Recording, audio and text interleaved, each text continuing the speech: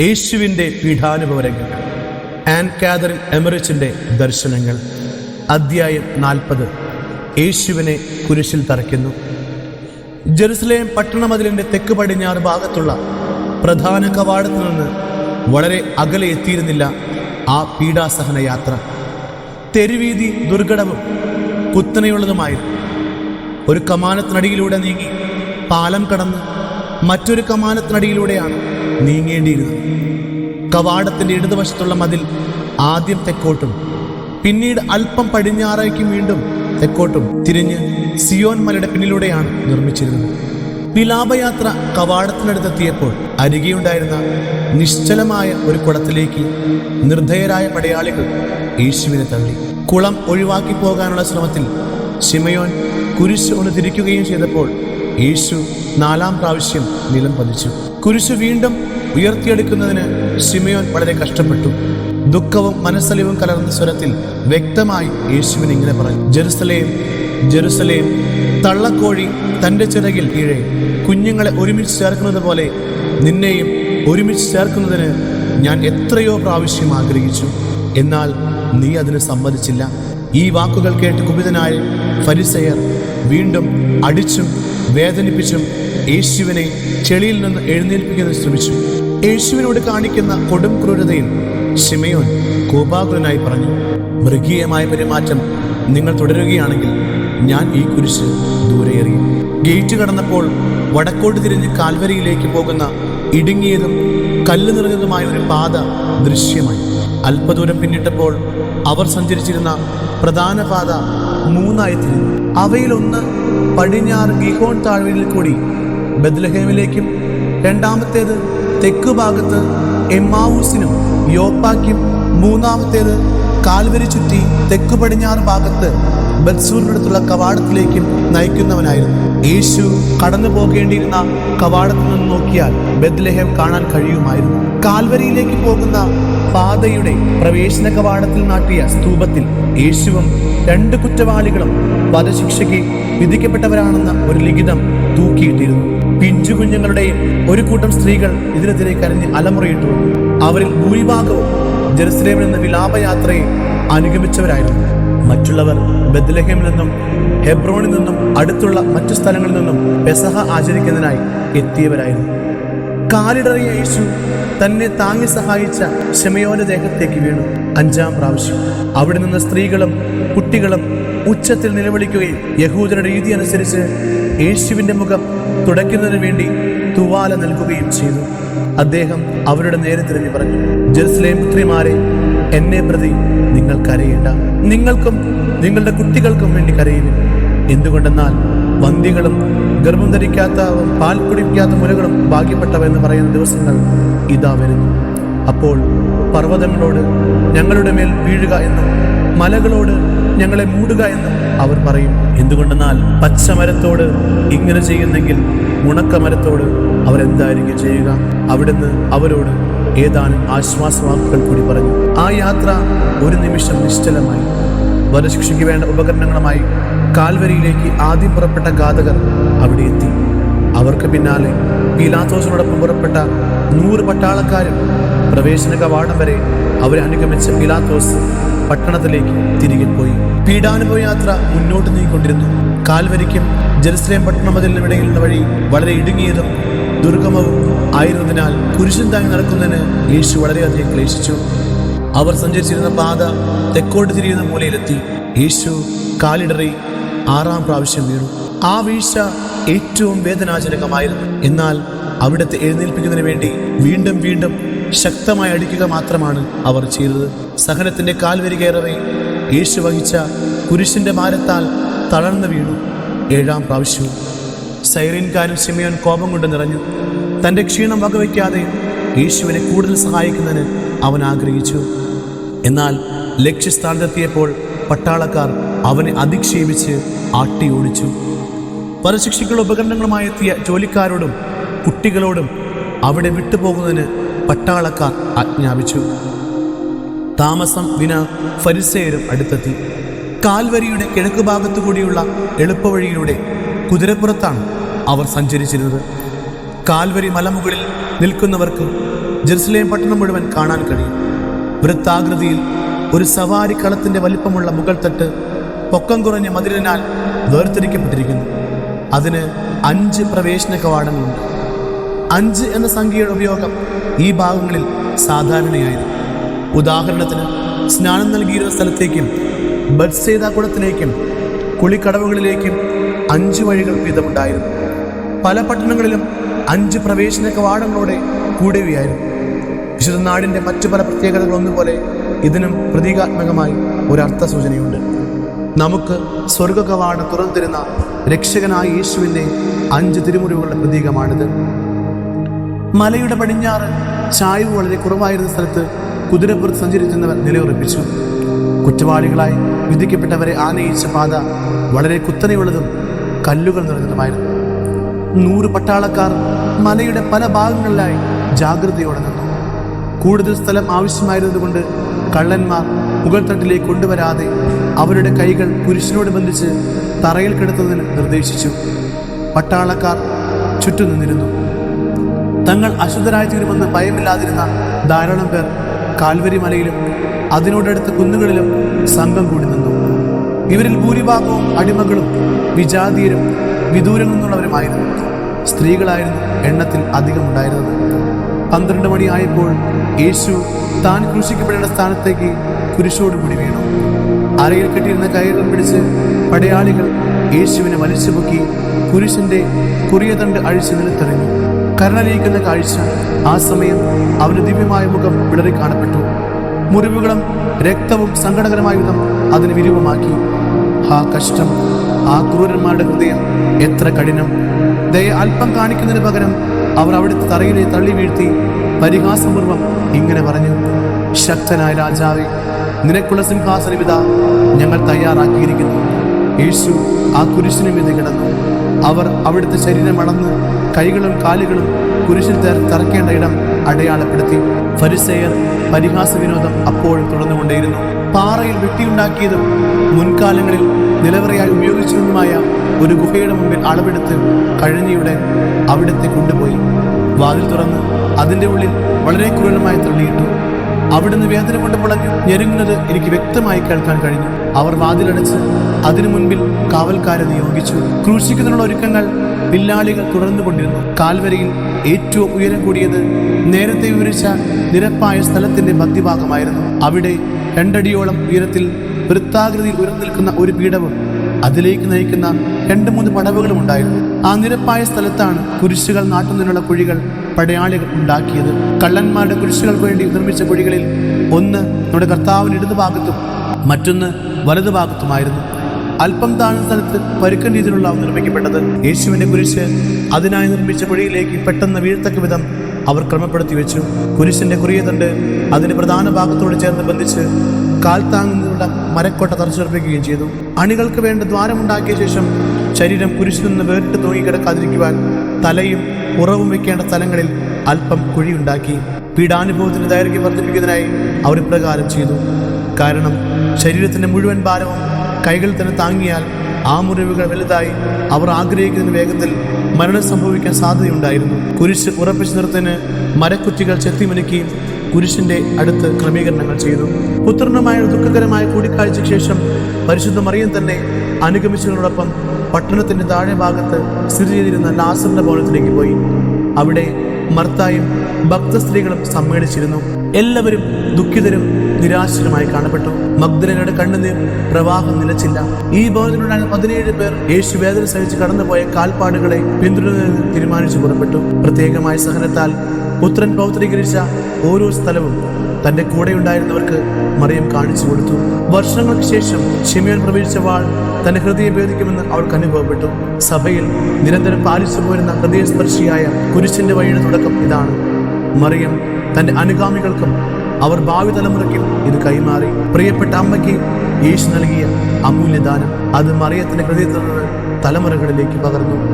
ഭക്തസ്ത്രീകൾ സെറാഫിയുടെ വീടിനരികെ എത്തിയപ്പോൾ അവർ അവിടെ പ്രവേശിച്ചു. കാരണം പിലാത്തോസും സേവകരും കൊട്ടാരത്തിലേക്ക് തിരികെ പോകുന്നതിനായി ആ തെരുവിലൂടെ വരുന്നുണ്ടായിരുന്നു. യേശുവിന്റെ മുഖം പതിച്ച വാല കണ്ട് അവൾ പൊട്ടിക്കരഞ്ഞു. ഒപ്പം തന്റെ വിശ്വസ്ത ദാസിയോട് ഈശോ കാണിച്ച പ്രത്യേക സ്നേഹത്തിന് നന്ദി പറയുകയും ചെയ്തു. യൂതന്മാർ തടഞ്ഞതു മൂലം യേശുവിനെ കുടിക്കാൻ കഴിയാതിരുന്ന സുരഭിലമായ വീഞ്ഞ് നിറച്ച ആ ഭരണിയും എടുത്ത് അവർ ഗാഗുൽത്തായിലേക്ക് യാത്രയായി. നല്ലവരായ ധാരാളം സ്ത്രീ പുരുഷന്മാർ അവരോട് ചേർന്നു. പടിഞ്ഞാറ് ഭാഗത്തുള്ള കയറ്റം കുറഞ്ഞ പാതയിലൂടെ അവർ കാൽവരിയുടെ ഉച്ചിയിലേക്ക് കയറി. യേശുവിന്റെ അമ്മ, സഹോദരിപുത്രിയായ മേരി, യോഹന്നാൻ, സലോമി എന്നിവർ മലയുടെ ഉയർത്തട്ട് വരെ പോയി. മർത്ത, ഹേലിയുടെ മേരി, വെറോനിക്ക, യോഹന്ന, കുസ, സൂസന്ന, മർക്കോസിന്റെ അമ്മയായ മേരി എന്നിവർ ദുഃഖം കടിച്ചമർത്തി നിൽക്കുന്നവർ പോലും ശേഷി നഷ്ടപ്പെട്ട മഗ്ദലയോടൊപ്പം മലഞ്ചെരുവിൽ നിന്നു. മലയുടെ അടിവാരത്തിൽ മൂന്നാമതൊരു ഗണം ഭക്തസ്ത്രീകൾ നിലയുറപ്പിച്ചു. ഇതിനിടയിൽ ചില സന്ദർശനങ്ങൾ പരസ്പരം കൈമാറി. ജെറുസലേം പട്ടണത്തിന്റെ 5 കവാടങ്ങളിലും റോമൻ പട്ടാളക്കാർ കാവൽ നിന്നു. പരിശുദ്ധ മറിയം പുത്രന്റെ ബലിവേദി ഉറ്റുനോക്കി നിന്നു. അമ്മയുടെ ഹൃദയം തകർക്കുന്ന ഭീരുതമായ ദൃശ്യം. കുരിശ്, ചുറ്റിക, കയർ, ആണി, മദ്യപിച്ച് ഉന്മത്തരായി ശാപവാക്കുകൾ വർഷിച്ച് ദൈവദൂഷണം പറഞ്ഞ് കൊലപാതകം ചെയ്യുന്നതിന് വേണ്ട ഒരുക്കങ്ങൾ നടത്തുന്ന കൊടും ക്രൂരരായ പടയാളികൾ. എത്ര കഠിനമായ വേദന സഹിക്കുന്ന രൂപത്തിലാണെങ്കിൽ പോലും മകനെ അവിടെ കാണാൻ കഴിയാതെ വന്നത് അമ്മയുടെ സഹനം വർദ്ധിപ്പിച്ചു. പുത്രൻ ഇപ്പോഴും ജീവിച്ചിരിക്കുന്നുവെന്ന് അറിഞ്ഞിരുന്ന അമ്മ ഒരിക്കൽ കൂടി അവനെ കാണുന്നതിന് അതിയായി ആഗ്രഹിച്ചു. അവൻ ഇനിയും അനുഭവിക്കേണ്ടി വരുന്ന പീഡകളെ കുറിച്ച് ഓർത്തപ്പോൾ അവളുടെ ഹൃദയം വേദന കൊണ്ട് തകരുകയായിരുന്നു. ഒരുക്കങ്ങൾ പൂർത്തിയായപ്പോൾ 4 വില്ലാളികൾ യേശുവിനെ ബന്ധിച്ചിരുന്ന ഗുഹയുടെ അടുത്ത് ചെന്ന് അവിടുത്തെ വലിച്ച് പുറത്തേക്കിട്ടു. ജനക്കൂട്ടം സമ്മിശ്രചിന്തകളോടെ അവനെ നോക്കി. പരിഹാസവാക്കുകളും പൊട്ടിച്ചിരികളും ഉണ്ടായി. റോമൻ പടയാളികൾ ക്രമസമാധാന പാലത്തിന്റെ കടിഞ്ഞാൺ കയ്യിലെടുത്തു. വെറോനിക്ക തയ്യാറാക്കിയ സുരഭില വീഞ്ഞ് യേശുവിൻ്റെ കൽത്തുറങ്ങിൽ നിന്ന് പുറത്തു കൊണ്ടുവന്നപ്പോൾ നൽകുന്ന അനുവാദം ഒരു ഭക്ത സ്ത്രീ ചോദിച്ചു. ആവശ്യപ്പെടുന്ന പണവും വാഗ്ദാനം ചെയ്തു. എന്നാൽ പടയാളികൾ പണവും വീഞ്ഞും വാങ്ങിയെങ്കിലും വിശിഷ്ടമായ ആ സുരഭില പാനീയം അവർ തന്നെ കുടിച്ചു തീർത്തു. കാൽവരിയുടെ ഉച്ചിയിൽ 16 വില്ലാളികൾ നിലയുറപ്പിച്ചു. പീലാത്തോസിന്റെ അരമനയിൽ യേശുവിനെ ചാട്ടവാറടിച്ചവർ 6 പേരും കാൽവരിയിലേക്ക് ആനയിച്ചവർ 4 പേരും ക്രൂശിലിന്റെ അതിക്രൂരമായ കൃത്യങ്ങൾ നിർവഹിക്കുന്നതിന് വേണ്ട 6 പേരും ഉൾപ്പെട്ടതായിരുന്നു ആ സംഘം. കാഴ്ചയിൽ യഹൂദരോ റോമാക്കാരോ അല്ലെന്ന് വിളംബരം ചെയ്യുക വിധം പൊക്കം കുറഞ്ഞ തടിച്ച ശരീരമായിരുന്നു അവരുടേത്.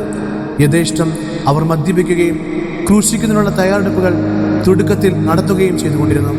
പടയാളികൾ 2 പാത്രങ്ങൾ കൊണ്ടുവന്നു. ഒന്നിൽ കൈപ്പുള്ള വിനാഗിരിയും അടുത്തതിൽ വീഞ്ഞും മീറയും കലർത്തിയ മിശ്രിതവും. അവർ മിശ്രിതം യേശുവിന് പകർന്നു നൽകി. അവിടുന്ന് അത് രുചിച്ചു നോക്കി, എങ്കിലും കുടിച്ചില്ല. പിശാചുകളുടെ സാന്നിധ്യം ഈ രംഗം കൂടുതൽ ഭയാനകമാക്കി. ക്ഷുദ്രജീവികൾ, വിഷത്തവളകൾ, ഉഗ്രസർപ്പങ്ങൾ എന്നിവയുടെ രൂപങ്ങളിൽ അവർ കൂട്ടമായി വന്ന് ക്രൂരത അധികരിക്കുമെന്ന് ശത്രുക്കളെ പ്രചരിപ്പിക്കുകയും അന്തരീക്ഷം അന്ധകാരമാക്കുകയും ചെയ്തു. അവരുടെ വായ്ക്കകത്തും ഹൃദയത്തിലും അവ ഇഴഞ്ഞു കയറി തോളിലിരുന്നു.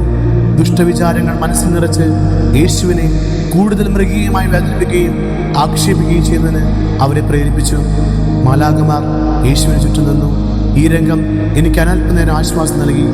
ദൈവമഹത്വം പ്രകീർത്തിക്കുന്ന മാലാഖമാർ അവനെ അനുഗമിച്ചിരുന്നു. അക്കൂട്ടത്തിൽ ദയയുടെ മാലാഖമാരും ആശ്വാസത്തിന് മാലാഖമാരും ഉണ്ടായിരുന്നു. ആശ്വാസത്തിന് മാലാഖമാർ പരിശുദ്ധ മറിയത്തെയും ഭക്തസ്ത്രീകളെ സമീപിച്ച് ആശ്വാസവാക്കുകൾ ഉരുവിടുകയും ധൈര്യത്തോടെ സഹിക്കുന്ന പ്രചോദനം നൽകുകയും ചെയ്തിരുന്നു. യേശുവിൻ്റെ ശരീരം ഒട്ടിപ്പിടിച്ച മേലങ്കി, ബെൽറ്റ്, കയറുകൾ, തിരുശരീരവുമായി ബന്ധിക്കുന്നതിന് ആണിയടിച്ച ബെൽറ്റ് എന്നിവ പടയാളികൾ പെട്ടെന്ന് വലിച്ചൂരി. തലയിൽ മുൾമുടി ധരിച്ചിരിക്കുകയാൽ അവൻ്റെ അമ്മ നെയ്ത്ത് സമ്മാനിച്ച ഉടുപ്പ് ഊരി മാറ്റുന്നതിനായി സാധിക്കുകയില്ലെന്ന് മനസ്സിലാക്കിയ പടയാളികൾ മുൾമുടി വലിച്ചെടുത്തു. നിണമുടങ്ങിയ മുറിവുകളെല്ലാം വീണ്ടും തുറന്ന് രക്തം പ്രവഹിച്ചു. മുറിവുകളിൽ നിന്ന് രക്തമൊഴുകുന്ന ശിരസിൽ കൂടി ദയയുടെ അംശം പോലും കാണിക്കാതെ തന്നെ അവർ ഉടുപ്പ് വലിച്ചൂരി. അരയിൽ ചുറ്റിക്കെട്ടിയിരുന്ന കച്ച ഒഴികെയുള്ള എല്ലാ വസ്ത്രങ്ങളും മാറ്റപ്പെട്ടവനായി രക്ഷകനും കർത്താവുമായി ഈശോ ആ പടയാളിയുടെ മുമ്പിൽ നിന്നു. മുറിവുകളെ ഒട്ടിച്ചേർന്ന് തോളിൽ കിടന്ന രോമവസ്ത്രം അവർ വലിച്ചെടുത്തപ്പോൾ അവിടുന്ന് അനുഭവിച്ച നൊമ്പരം എത്ര അസഹ്യം! ചാട്ടവാറടിയിൽ ഉണ്ടായിരുന്ന വ്രണങ്ങളിൽ നിന്നും മുൾമുടി അടിച്ചു തെറിച്ചപ്പോൾ പൊട്ടിത്തകർന്ന ശിരോധമനികളിൽ നിന്നും കുരിശുവഴിച്ചുള്ള യാത്രയിലെ ഓരോ വീഴ്ചയിൽ നിന്നും രക്തമത്രയും വാർന്നുപോയ യേശു വിളറിയ ആലിലും പോലെ നിറച്ചു. ചാട്ടവാറടി മൂലം ചുമലും പുറവും ആഴത്തിൽ മുറിഞ്ഞ് അസ്ഥികൾ ദൃശ്യമായിരുന്നു. ഈശോ തളർന്ന് നിലംപതിച്ചേക്കുമെന്ന് മനസ്സിലായപ്പോൾ അവനെ ക്രൂശിക്കുന്നതിലൂടെ തങ്ങൾക്ക് ലഭിക്കാവുന്ന മൃഗീയ സന്തോഷം എളുപ്പം നഷ്ടപ്പെടുമെന്ന് ഭയന്ന് ഒരു വലിയ കല്ലിനെടുത്ത് കൊണ്ടുപോയി അതിന്മേൽ ഇരിക്കുന്നതിന് ആജ്ഞാപിച്ചു. തലയിൽ വീണ്ടും മുൾമുടി വെച്ച് അമർത്തി പീഡിപ്പിച്ചു. കുടിക്കുന്നതിനായി കയ്പുള്ള വിനാഗിരി കൊടുത്തെങ്കിലും യേശു അത് നിരസിച്ച് തലം തിരിച്ചു. അധികം വിശ്രമിക്കുന്നതിന് അനുവദിക്കാതെ അവർ അവിടുത്തെ എഴുന്നേൽപ്പിച്ചു കൊണ്ടുപോയി കുരിശിൽ കിടത്തി. കുരിശിന്റെ കുറിയ തണ്ടിൽ ഉണ്ടായിരുന്ന പഴുതിനു മീതെ അവിടുത്തെ വലതുകരം വലിച്ചു നീട്ടി കയർ കൊണ്ട് ബന്ധിച്ചു. പടയാളികൾ ഒരുവൻ അവിടുത്തെ നെഞ്ചിൽ കാൽ മുട്ട് അമർത്തി, മറ്റൊരാൾ കൈ പിടിച്ച് നിവർത്തി വെച്ചു. മൂന്നാമതൊരുവൻ അനുഗ്രഹിക്കുന്നതിനും നന്മ ചെയ്യുന്നതിനും മാത്രം തുറന്നു പിടിച്ച ആരാധ്യമായ ആ പരിശുദ്ധ കരത്തലത്തിൽ കാലിരുമ്പാണി ഇരുമ്പ് ചുറ്റിക്കൊണ്ട് ആഴത്തിൽ അടിച്ചു കയറ്റി. ഇരുമ്പാണികൾ ഓരോന്നും പെരുവിരലോളം വണ്ണമുള്ളതായിരുന്നു. ക്രൂശിക്കലിന്റെ ആദ്യ ആണിപ്രഹരം ഏറ്റ യേശു വേദന കൊണ്ട് പുളഞ്ഞു. നടുക്കുന്ന നൊമ്പരത്താൽ വിതുമ്പി. തൃക്കരത്തിന് നേരെ ചുറ്റിക ഉയരുന്നതും പതിക്കുന്നതും ഞാൻ എണ്ണിക്കൊണ്ടിരുന്നു. ഘാതകരുടെ കൈകളിൽ രക്തം ചീറ്റിത്തെറിച്ചു. ആണിപ്പഴുതിനപ്പുറം കൂർത്താഗ്രഹം നീണ്ടു നിന്നു. പുത്രൻ അനുഭവിക്കുന്ന പീഡയും അപമാനവും അസഹ്യമായ പരിഹാസവും നേരിൽ കണ്ട ആ മാതാവ് അവൻ്റെ കുരിശുമരണം കൂടി സഹിക്കാനാവാതെ മരവിച്ച മനസ്സോടെ ചലനമറ്റു നിന്നു. അമ്മയുടെ വേദന അവൾ തേങ്ങി തേങ്ങി കരഞ്ഞു. മഗ്ദലനയ്ക്ക് നിയന്ത്രണമത്രയും നഷ്ടപ്പെട്ടിരുന്നു. ക്രൂശിക്കൽ ആരംഭിച്ചു. അഗ്രത്തിൽ ഇടതുകരത്തിന് വേണ്ടിയുണ്ടാക്കിയ സുഷിര വരെ യേശുവിൻ്റെ കരം നീളുകയില്ലെന്ന് വലതുകരത്തിൻ്റെ ആണി തറച്ചു കഴിഞ്ഞപ്പോൾ പടയാളികൾ മനസ്സിലാക്കി. അതുകൊണ്ട് അവർ ഇടതുകരത്തിൽ കയർ കെട്ടി അവരുടെ കാലുകൾ കുരിശിനെതിരെ ഉറപ്പിച്ച് ഇടതുകരത്തിന് വേണ്ടി തയ്യാറാക്കിയ പഴുതിനു മീതെ കരം എത്തുന്നതുവരെ ശക്തിയായി വലിച്ചു. യേശു അനുഭവിച്ച വേദനയും സഹനവും ചിത്രീകരിക്കാൻ അവർക്ക് സാധിക്കും. അവിടുത്തെ മാറിടം ഉയർന്നു, കാലുകൾ ചുരുങ്ങി. അവർ വീണ്ടും അവിടുത്തെ വക്ഷത്തിൽ കാൽ ഊന്നി ഉറപ്പിച്ചു. കൈ ബന്ധിച്ചു. ഇടത് കൈപ്പത്തിയിലേക്ക് രണ്ടാമത്തെ ആണി അടിച്ചു കയറ്റി. രക്തം പൊട്ടിച്ചിതറി ഒഴുകി. ചുറ്റിക കൊണ്ടുള്ള അടിയുടെ ശബ്ദത്തിനിടയിൽ അവിടുത്തെ നേരിയ വിലാപം ഒരിക്കൽ കൂടി ഞാൻ കേട്ടു. പക്ഷേ ഇതൊന്നും മദ്യവെച്ച് ഉന്മത്തരായ ആ ശിലാഹൃദയിൽ ചലനമുണ്ടാക്കിയില്ല. പകരം കൂടുതൽ ആവേശം ഉൾക്കൊള്ളുകയായിരുന്നു. യേശുവിൻ്റെ കരങ്ങൾ അസാധാരണമിതം വലിച്ചു നീട്ടിയെങ്കിലും ചരിവുണ്ടായിരുന്ന കുരിശിൻ്റെ കുറിയതണ്ടിനെ അവർ സ്പർശിച്ചില്ല. അവിടുത്തെ കൈക്കുഴിയും കുരിശും തമ്മിൽ നല്ല അകലമുണ്ടായിരുന്നു. അവർ തുടർന്ന് യേശുവിനോട് കാണിച്ച പീഡനങ്ങളും ആക്ഷേപങ്ങളും മാതാവിൻ്റെ ഹൃദയത്തിലെ മുറിവിനെ ആഴപ്പെടുത്തി. അവൾ വേദനിച്ച് ചൈതന്യം നഷ്ടപ്പെട്ടവളെ പോലെയായി തീർന്നു. സംസാരത്തിലൂടെയും ആംഗ്യത്തിലൂടെയും അമ്മയുടെ വേദന വർദ്ധിപ്പിക്കുന്നതിന് ഫരിസേയർ തുനിഞ്ഞപ്പോൾ ശിഷ്യന്മാർ അല്പം ദൂരെയായി നിന്നിരുന്ന ഭക്തസ്ത്രീകളിടയിലേക്ക് പരിശുദ്ധ മറിയത്തെ കൊണ്ടുപോയി. യേശുവിൻ്റെ കാലുകൾ കുരിശിത്തറയ്ക്കുമ്പോൾ എല്ലുകൾ പൊട്ടാതിരിക്കുന്നതിനും ശരീരത്തിൻ്റെ ഭാരം മുഴുവൻ കൈകളിൽ മുറിവുകൾ പതിക്കാതിരിക്കുന്നതിന് വേണ്ടി ഒരു മരക്കഷ്ണം യേശുവിൻ്റെ നെടിതണ്ടിൽ പാദങ്ങൾ തറയ്ക്കേണ്ട സ്ഥലത്ത് ഉറപ്പിച്ചിരുന്നു. ഇതിൽ ഒരു ആണിപ്പഴുതും ഉണ്ടാക്കിയിരുന്നു. ശരീരത്തിൻ്റെ ഭാരം മൂലം കൈകളിലെ മുറിവുകൾ വലുതായി. യേശു അനുഭവിക്കണമെന്ന് അവർ ഉദ്ദേശിച്ചിരുന്ന പീഡനമുറകളെല്ലാം തീരും മുമ്പ് മരണം സംഭവിച്ചേക്കുമെന്ന ഭയം മൂലം അവർ ഈ മുൻകരുതലുകളെല്ലാം എടുത്തിരുന്നു. യേശുവിൻ്റെ കൈകൾ വലിച്ചു നീട്ടിയതുപോലെ തന്നെ നിർദ്ധേയമായി അവരുടെ ശരീരം കുരിശിന് മുകളിലേക്ക് വലിച്ചു. കാൽമുട്ടുകൾ അല്പം ഉയർന്നു. അത് നിവർത്തി കയറുകൊണ്ട് നന്നായി ബന്ധിച്ചു. പാദം തറയ്ക്കുന്നതിനായി കരുതിയ തടികഷ്ണത്തിൽ കാലുകൾ എത്തുകയില്ലെന്ന് മനസ്സിലാക്കിയ കൊലയാളികൾ രോഷാകുലരായി. ആ തടികഷ്ണം ഇളക്കിയെടുക്കാൻ എളുപ്പമില്ലാതിരുന്നതിനാൽ കൈകളിൽ ആണികൾ ഊരിമാറ്റി വീണ്ടും തറയ്ക്കണമെന്ന് കുറച്ചുപേർ അഭിപ്രായപ്പെട്ടു. എന്നാൽ മറ്റു ചിലർ അവൻ തനിയെ നിവർന്നു കിടക്കുകയില്ല, അതുകൊണ്ട് നമുക്കവരെ സഹായിക്കാം എന്ന് അലറി അവിടുത്തെ വലതുകാലിൽ ഒരു കയർ കെട്ടി ആ തടികഷ്ണെത്തും വരെ ശക്തിയായി വലിച്ചു. കുരിശിനോട് ചേർത്ത് കയറുകൊണ്ട് നന്നായി ബന്ധിച്ചു. പടയാളികൾ ഇപ്രകാരം പ്രവർത്തിച്ചപ്പോൾ യേശു അനുഭവിച്ച വേദന ഭൂമിയിലുണ്ടായിരുന്ന എല്ലാ വേദനകളും ഒരുമിച്ച് അനുഭവിക്കുന്ന നിമിഷങ്ങളായി കണ്ടുനിന്നവർക്ക് അനുഭവപ്പെട്ടു. വേദനയുടെ പാരമ്യത്തിൽ എൻ്റെ ദൈവമേ, എൻ്റെ ദൈവമേ എന്ന് അവിടുന്ന് പിതാവിനെ വിളിച്ച് പ്രാർത്ഥിച്ചു. ശരീരത്തിൻ്റെ ഭാരം മുഴുവൻ അവിടുത്തെ കൈകളിൽ താങ്ങി. ആണികളിൽ നിന്നും പിളർന്നു പോരാതിരിക്കുന്നതിന് വേണ്ടി കൈകളും നെഞ്ചും കുരിശിനോട് ചേർത്ത് ബന്ധിച്ചു. പാദങ്ങൾ രണ്ടും ഒരുമിച്ച് തറയ്ക്കത്തക്ക വിധം വയ്ക്കുക സാധ്യമല്ലാതിരുന്നതിനാൽ പ്രത്യേക ഉപകരണം കൊണ്ട് അവർ ഇരുപാദങ്ങളും ദ്വാരങ്ങളുണ്ടാക്കി ഇടതുഭാഗം വലതിന് മുകളിൽ വെച്ച് ബന്ധിച്ചു. പിന്നീട് നീളമുള്ള ഒരു ഇരുമ്പാണി ഇരുപാദങ്ങളിലൂടെ കടത്തി കുരിശിലടിച്ച് കയറ്റി അവിടുത്തെ ശരീരം വലിച്ചു നീട്ടുകയായിരുന്നു. ഓ, ഇതോ വേദനയുടെ കാൽവരി. ചുറ്റിക 36 തവണ ഉയർന്നു താഴ്ന്നത് ഞാൻ കണ്ടു. ഈ സമയം മുഴുവൻ യേശു സങ്കീർത്തന ഭാഗങ്ങൾ ഉരുവിട്ട് പ്രാർത്ഥിച്ചുകൊണ്ടിരുന്നു. കുരിശു വഹിച്ചുള്ള യാത്രക്കിടയിലും അവിടെ നിശബ്ദരായി പ്രാർത്ഥിച്ചിരുന്നു. പ്രവാചക വചനങ്ങൾ അവിടുന്ന് ആവർത്തിക്കുന്നത് ഞാൻ കേട്ടു. അവിടുത്തോടൊപ്പം അത് ഞാൻ ഏറ്റുപറയുകയും ചെയ്തു. സങ്കീർത്തനങ്ങൾ വായിക്കുമ്പോൾ ഇവയിൽ പല ഭാഗങ്ങളും എൻ്റെ ശ്രദ്ധയിൽപ്പെട്ടിട്ടുണ്ട്. പക്ഷേ ദുഃഖാധിക്യത്താൽ ക്ഷീണിതനായി എനിക്ക് അവ അനുസ്മരിച്ച് പറയുന്നതിന് സാധിക്കുകയില്ല. യേശുവിനെ കുരിശിൽ തറച്ചു കഴിഞ്ഞപ്പോൾ പിലാത്തോസ് എഴുതി തയ്യാറാക്കിയ ഫലകം അതിനു മുകളിൽ തറയ്ക്കുന്നതിനും റോമൻ പടയാളികളുടെ തലവൻ ആജ്ഞാപിച്ചു. ഫരിസേയർ ഇത് കേട്ട് കോപിച്ചു. ക്രൂശിക്കപ്പെട്ട് അവരുടെ രാജാവിനെ ചൂണ്ടിക്കാണിച്ചുകൊണ്ട് റോമൻ പട്ടാളക്കാർ പരിഹസിക്കുകയും കൂടി ചെയ്തപ്പോൾ അവരുടെ കോപം വർദ്ധിച്ചു. മറ്റൊരു ലിഖിതം പകരം വെക്കുന്നതിന് വേണ്ട അനുവാദത്തിനായി ഏതുവിധേനയും ഗവർണറെ സ്വാധീനിക്കുന്നതിനെ കുറിച്ചു വേണ്ടി വളരെ വേഗത്തിൽ അവർ ജെറുസലേമിലേക്ക് യാത്രയായി. യേശു ക്രൂശിക്കപ്പെട്ടപ്പോൾ പകൽ 12 മണി കഴിഞ്ഞ് ഏകദേശം 15 മിനിറ്റ്. ഗാഗുൽത്താ മലമുകളിൽ കുരിശുയർത്തിയ സമയം. പെസഹ കുഞ്ഞാടിന്റെ ബലി വിളംബരം ചെയ്യുന്ന കാഹളം ജെറുസലേം ദേവാലയത്തിൽ മുഴങ്ങി.